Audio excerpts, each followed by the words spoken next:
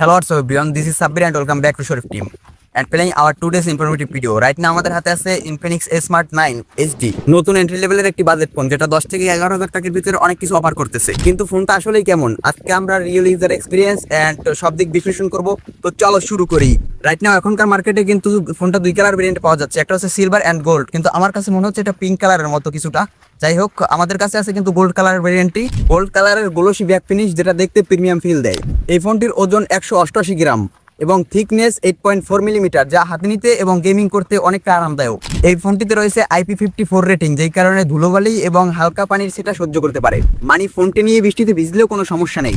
সামনে 5 hole cut out plus dynamic bar রয়েছে তার ফিচার, যাতে চার্জ কল নোটিফিকেশন অনেক সুন্দরভাবে দেখা যায়। ফোনটির ডান পাশে থাকছে side mounted fingerprint sensor plus power button, এছাড়া রয়েছে ভলিউম আপ ডাউন বাটন, এবং বাম পাশে থাকছে যে সিম ট্রে, যাতে dual sim supported plus micro SD card supported up to 2 TB। ফোনের নিচে থাকছে USB Type-C পোর্ট, microphone, single speaker and 3.5mm headphone jack. আর হ্যাঁ, এটাতে সিঙ্গেল স্পিকার বলে ভেবেছেন যে সিঙ্গেল স্পিকার, আসলে না, এটাতে ডুয়েল স্পিকার, যা থাকছে 300% পর্যন্ত আল্ট্রা ভলিউম, যেটা বাজেট ফ্রেন্ডলি ফোন হিসেবে কিন্তু অসাধারণ। ফোনটির সামনে থাকছে 6.7 ইঞ্চি HD+ IPS LCD ডিসপ্লে, আর এই ডিসপ্লের রেজলিউশন 720x1600 পিক্সেল। আর তার সাথে থাকছে 90 হার্টজ রিফ্রেশ রেট, যা স্কুলিং, গেমিং এবং ভিডিও দেখার জন্য একদম smooth performance. Pick brightness 500 nits, যা আলোতে ব্যবহার কিছুটা কঠিন হয়ে পড়ে, তবে ডিসপ্লে দেখতে অনেকটা প্রিমিয়াম, বড় আর কমফোর্টেবল। তো চলো এবার দেখে আসি এই ফোনের camera performance. Rear camera 13 megapixel main camera with 1.9 aperture plus secondary lens for depth support. তার সাথে রয়েছে LED ফ্ল্যাশ। ফোনটি দিয়ে সর্বোচ্চ 1080p 30 fps ভিডিও রেকর্ডিং করা যায়। দিনের আলোতে ভালো পারফর্ম করে, সুন্দর ছবি তোলা এবং ভিডিও রেকর্ডিং করা সম্ভব। তবে পোর্ট্রেট মোড মোটামুটি মানের পারফর্ম করে, কিন্তু কম আলোতে নয়েজ এবং ফোকাস সমস্যা হতে পারে। এবার বলি ফোনটির selfie camera.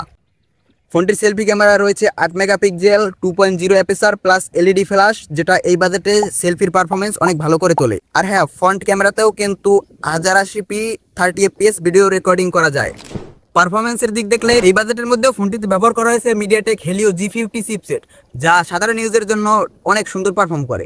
Octa-core CPU 2.0 GHz পর্যন্ত, RAM 3GB expandable up to 6GB with virtual RAM, storage 64GB eMMC plus micro SD card supported up to 2 TB।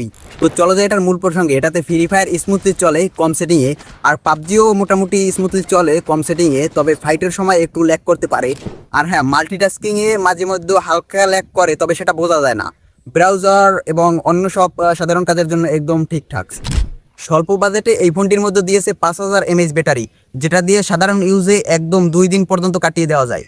ফোনটিতে রয়েছে 10 ওয়াটের Type-C পোর্ট চার্জিং, যাতে ফুল চার্জ হতে একটু বেশি সময় লাগে। একটা গোপন কথা, ফোনটিতে কিন্তু 5 মিটার শক্তিশালী LED ফ্ল্যাশ লাইটও আছে, যেটা জরুরি ক্ষেত্রে ব্যবহারযোগ্য। এবার বলি ফোনটির অপারেটিং সিস্টেম ও ফিচার। ফোনটিতে রয়েছে Android 14 Go edition, RAM expansion technology, OTG এবং face unlock, compass, proximity sensor, যেটা ফোন কানের ধারে ধরলে ডিসপ্লে অফ হয় কলে কথা বলার সময়। এটা সাধারণ এখনকার সব ফোনেই অ্যাভেলেবেল।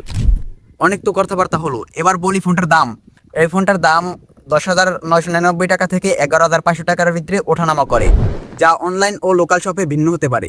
ফোনটির দাম স্থানভেদে সামান্য কম বেশি হতে পারে, তবে ফোনটি এখন পাওয়া যাচ্ছে ঢাকা মোবাইল শপ লোকাল মার্কেটে। সংক্ষেপে এবার ফোনটির ভালো আর মন্দ যাচাই করা যাক। এবার বলবো ফোনটির সংক্ষেপে ভালো আর মন্দ। শুরু করি ফোনটির ভালো দিক থেকে। ফোনটিতে রয়েছে IP54 ওয়াটার রেজিস্ট্যান্স, যা বৃষ্টি এবং ধুলোবালি রোধ করতে সক্ষম। 6.7 ইঞ্চির বড় ডিসপ্লে এবং ফোনটিতে রয়েছে 90 hertz refresh rate, 5000 mAh battery, অনেক বেশি ব্যাকআপ পাওয়া যায়। Dual speaker plus ultra volume 300% পর্যন্ত। ভালো selfie camera, RAM expansion plus Type-C port. ভালো দিকগুলো তো বলে ফেলছি, এবার আসি খারাপ দিকগুলোই। 10 ওয়াট স্লো চার্জিং, কম আলোতে ক্যামেরা দুর্বল, গেমিং বা হেভি ইউজে ল্যাগ করতে পারে। Helio G50 চিপসেট, যা বেশি একটা শক্তিশালী নয়, 500 নিটস ব্রাইটনেস। সব তথ্যই তো শেয়ার করলাম, এবার জানাবো ফাইনাল জাজমেন্ট। যদি তুমি স্মার্ট, বড় ডিসপ্লে, ভালো সাউন্ড কোয়ালিটি, বেশি ব্যাটারি ব্যাকআপ আলা ফোন খুঁজছো বাজেট ফ্রেন্ডলি, তাহলে Infinix Smart 9 HD তোমার জন্য বেস্ট চয়েস হতে পারে। আর ক্যামেরা কোয়ালিটি তো তোমরা নিজেরাই দেখলা। আর সর্বশেষে আমি একটা কথাই বলবো, ফোনটি হচ্ছে একটি বাজেট ফ্রেন্ডলি ফোন এবং সাধারণ ইউজারদের জন্য একদম ঠিকঠাক। যদি তুমি অল্প স্বল্প গেমিং করতে চাও, তাহলে এটা তোমাদের জন্য ভালো একটা চয়েস হতে পারে বাজেট ফ্রেন্ডলি ফোন হিসেবে। এই ফোনটি আমাদের কাছে পাঠিয়েছে ঢাকা মোবাইল, যারা খুবই নির্ভরযোগ্য এবং ট্রাস্টেড সেলার।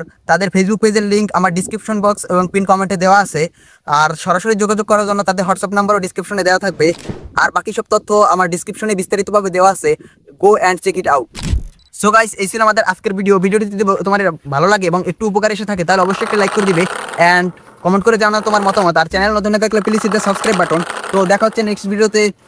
সেই পর্যন্ত সবাই সুস্থ থাকবা, ভালো থাকবা, আর মুসলিম হলে অবশ্যই নামাজ আদায় করবা। টিল দেন টেক কেয়ার, খোদা হাফেজ।